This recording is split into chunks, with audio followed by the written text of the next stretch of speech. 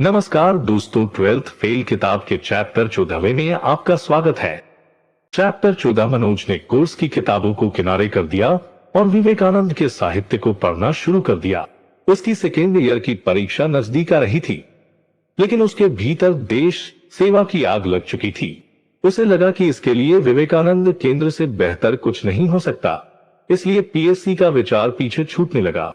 उसके स्थान पर अब उसके मन में विवेकानंद केंद्र में आजीवन कार्य करने की तीव्र इच्छा पैदा हो रही थी। उसने भी ये सेकेंड ईयर की परीक्षा दे दी। सेकेंड ईयर में भी वह सेकेंड डिवीजन से पास हो गया। इंग्लिश लिटरेचर में उसके फिर से पास होने योग्य अंक ही आ पाए थे। मनोज छुट्टियों में गांव चला गया। वापस आकर फाइनल ईयर की तैयारी करने लगा। सितंबर में एक बार फिर वह विवेकानंद केंद्र के शिविर में हो आया। इस बार 15 दिन का शिविर था। वह शिविर से पूरी तरह चार्ज होकर वापस आया।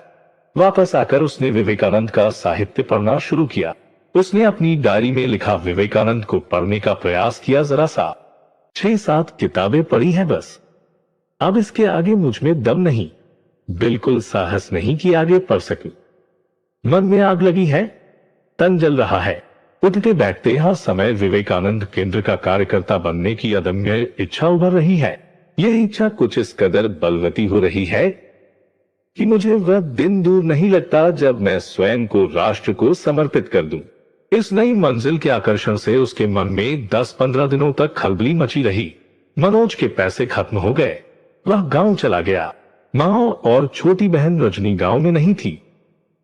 कई महीनों से पिता के गांव न आने से परेशान मां रजनी को लेकर पापा की खबर लेने डिंडोरी चली गई थी। वह राकेश के घर चला गया। वह अपने मन के द्वंद्व को राकेश के सामने खोलकर रख देना चाहता था। उसने पीएससी की परीक्षा देने के स्थान पर विवेकानंद केंद्र ज्वाइन करने का विचार राकेश को बताया। उसकी बात सुनकर राकेश गंभीर हो गया। उसने मनोज से पूछा, तो अब तू पीएससी की तैयारी नहीं करेगो? मनोज ने कहा, मेरा लक्ष्य देश की सेवा करना है। इस देश के जरूरतमंद लोगों के प्रति मैं खुद को समर्पित कर देना चाहता हूं। राकेश ने फिर पूछा, तो तू घर छोड़ देगो? मम्मी पापा, दीपक, छोटी बहन रजनी सबे छोड़ के गरीब की सेवा करेगो? मनोज अभी भी विवेकानंद केंद्र के प्रभाव में डूबा हुआ था। उसने कहा, मेरे लिए ये पूरा देश ही मेरा घर है। राकेश के लिए अब मनोज को समझाना कठिन हो रहा था, फिर भी उसने कोशिश जारी रखी। तेरे बाप को तो तू जानता है, अगर तू भी घर से भजी गयो तो रजनी को ब्याह कौन करेगो? हर कौन संभालेगो? मेरे लिए देश की हर लड़की मेरी बहन है, हर महिला मेरी मां है। मनोज पूरे जोश में था। उस पर राष्ट्र सेवा का भूत सवार था। राकेश भूत उतारने के लिए झाड़ फूंक में व्यस्त था। राकेश क्या एसडीएम, थानेदार जनता की सेवा नहीं करते? एसडीएम राघवेंद्र सिंह ने कैसे 2 मिनट में थानेदार के झूठे केस से मुकेश को बरी कर दिया था? वो समाज सेवा न हती। आज जिसके पास ताकत है वही जनता को न्याय दिला सकता है। यदि थानेदार ईमानदार होता तो तेरा टेम्पो पकड़ता ना पकड़ता? पुलिस कचहरी थाने में अच्छे और ईमानदार लोगों की जरूरत है, और तू पीएससी छोड़ दो चाह रहो है।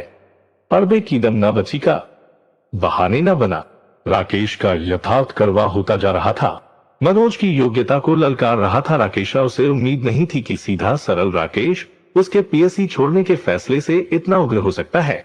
राकेश ने देखा कि दुश्मन घायल हो गया है, तभी उसने दूसरा वार किया, मनोज तुझे क्या लगता है घर छोड़ छाड़ के संत महात्मा बन के ही देश की सेवा होत है? मास्टर, दुकानदार, पुलिस को सिपाही, किसान, मजदूर ये देश की सेवा नहीं कर रहे। जो आदमी अपनों काम ठीक ढंग से कर रहो वो देश की सेवा कर रहो।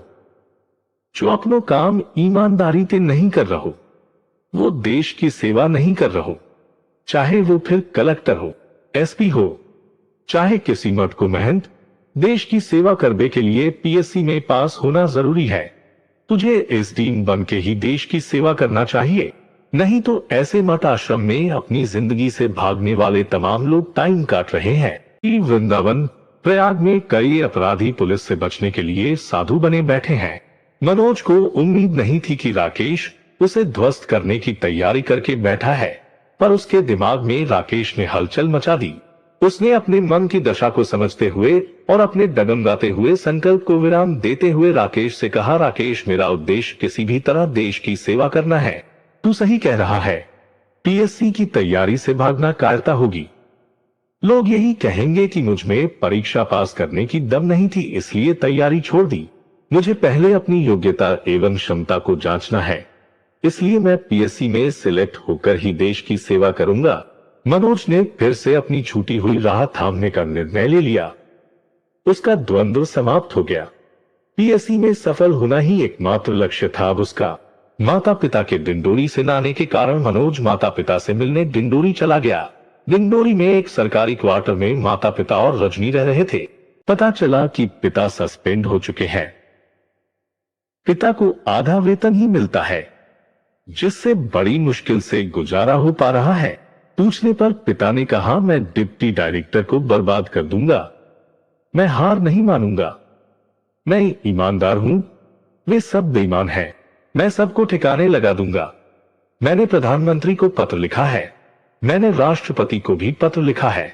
मुझे हाई कोर्ट से ही न्याय की उम्मीद है। मां ने पिता के इन उगारों का विरोध किया। इनसे नौकरी ना हो पाते। दुनिया नौकरी कर रही है कि जे अनोखे नौकरी कर रहे हैं। बस लड़दो जानते, उल्टो सीधो बोल आवते अधिकारी से। भरी मीटिंग में अपनी चप्पल निकाल के मार दाई डिप्टी डायरेक्टर खून कर दे सस्पेंड। पिता को मां के द्वारा किया गया ये रहस्य उद्घाटन पसंद नहीं आया। पिता ने मां को डांटते हुए कहा, तू कछु ना जानती। गरीब किसान को पैसा बेईमानी से खा रहे हैं सब। वे जूता से ही मानते। मां आज रुकने वाली नहीं थी। उनको कछु ना बिगड़ो। बर्बाद तो हम हो रहे हैं। मोड़ा के पास फीस भरवे को पैसा ना है। जब मोड़ी को ब्याह करोगे कि नहीं? मां की बातों का पिता पर कोई असर नहीं हुआ। इस चर्चा का कोई निष्कर्ष नहीं निकला। मनोज ट्रेन के जनरल डिब्बे में बैठ गया वापस जाने के लिए। वह रास्ते भर सोचता रहा, कब तक, आखिर कब तक लड़ेंगे पापा? वो दबाना ज्वालामुखी को दबाना है। मनोज अपने पिता के संघर्ष से प्रभावित हो रहा था।